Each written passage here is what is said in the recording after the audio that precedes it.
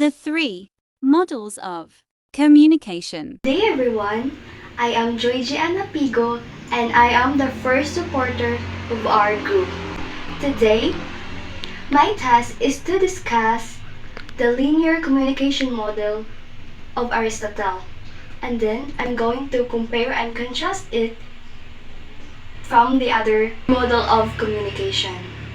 But before that, let me first tell you the importance of the three models of communication. So each model offers a unique insights in the communication process, catering to the different contexts and objectives. So understanding those or the three models of communication enables us individuals or the organizations to communicate effectively and foster clarity, engagement, and mutual understanding. Now, the question, what is linear communication model? The linear model that was developed by Aristotle, it portrays communication as one-way process, and it lacks immediate response or feedback. It only emphasizes the efficient transmission of message or information from the sender to the receiver. For example, a lecture where the speaker delivers his or her message to the audience, but he is not or she is not expecting an immediate response from them or from the audience. So, like what I am doing right now, in front of you, I am reporting and discussing about the models of communication and the differences and similarities of them. So, with that, I can say that it is a one-way process of communication. It makes it a linear way of communicating. For I am not expecting an immediate response of you, my audience. So now, for the main point of my report, so let's now proceed to comparing and constructing linear model of communication from the other or the two other models of communication, which is the interactive and transactional models of communication. So let's identify what's the differences and similarities. So the first difference of linear model of communication from the other models of communication is that it is a one-way process of communication. Unlike the interactional and transactional model of communication, the linear does not give or involve reciprocal exchange of information. It's more likely like a monologue than a dialogue. So next one is it lacks immediate response. So feedback is not integrated in communication process in the linear model. Unlike the other models of communication, where feedback is essential for effective communication. So that's the difference. It does not have immediate feedback from the audience. So, and lastly, it only focuses on efficient transmission of the information. The linear model prioritizes the efficient delivery of information, often disregarding the importance of feedback loops and interaction.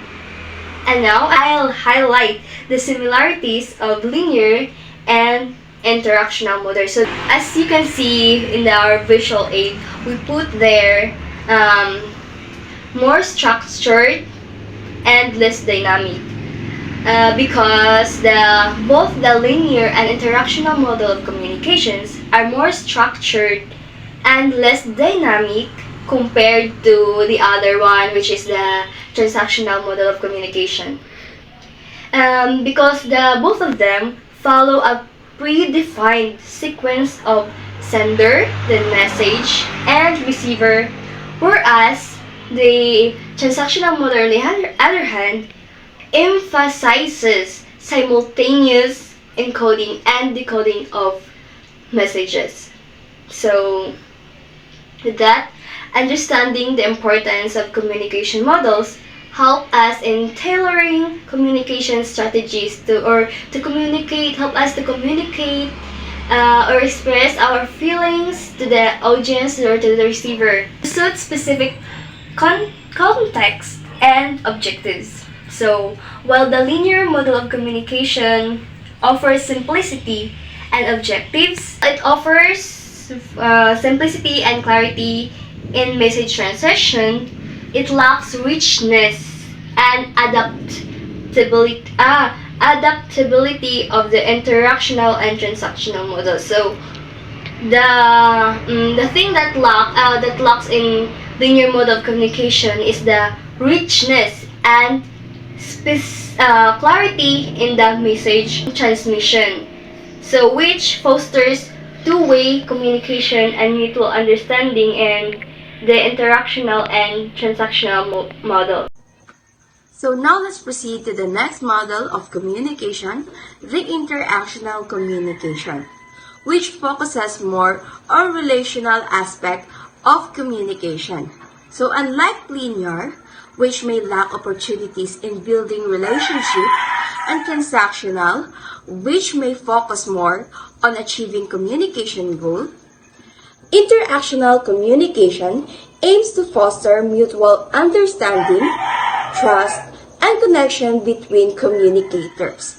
Also, interactional communication emphasizes feedbacks and response from receiver, where these feedback loops allows for clarification, adjustments, and improvement in communication effectiveness, which help fosters mutual understanding and connection between communicators. So now let's proceed to what makes interactional communication and transactional communication similar to each other. So, both models are interactive since they recognize that communication is a dynamic process involving active participation from both senders and receivers.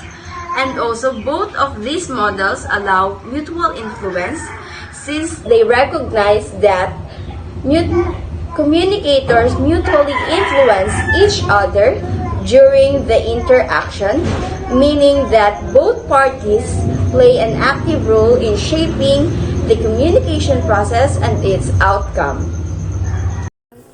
Now let's move on to Berla and Barlon's model of communication, the transactional model. So unlike the linear and the interactional model, which are two-way or one-way process of communication, this model recognizes that communication is a simultaneous process and therefore switch the terms sender and receiver to communicator. It also adds environment which embraces not only physical location but also personal experiences and cultural backgrounds. Thus, this type of communication model is more on creating relationship and forming intercultural alliances. So for instance, a face-to-face conversation between an interviewer and an interviewee. These two are the communicators in this model. The interviewer may ask questions regarding the applicant's background and past experiences in order to assess his eligibility to work in the company. So this example shows that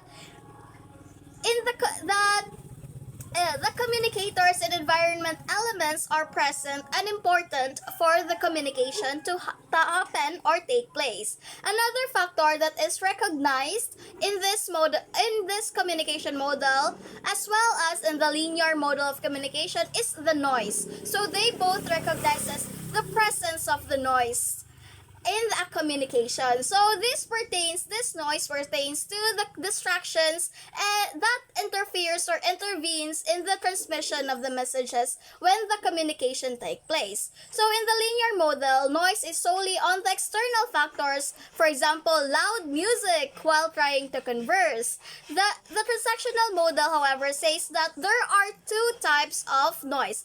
The physiological noise, or like fatigue or illness, and psychological noise, or the forces within, like the unwillingness to listen. So overall, it is not on what we do to each other as senders and receivers, but it is on what we do with each other as communicators. conclusion, these three models of communication, namely the linear, interactional, and the transactional model of communication, adds to our understanding of the process of communication, was able to deliver or transmit messages between the sender and receiver, and is formed through sender and receiver. So, for example, in us, we could be the sender or we could be the receiver when we try to converse with our peers, our family, and even people we just met. A friendly reminder, communication works for those who work at it. So work at your communication for it to work for you. Thank you!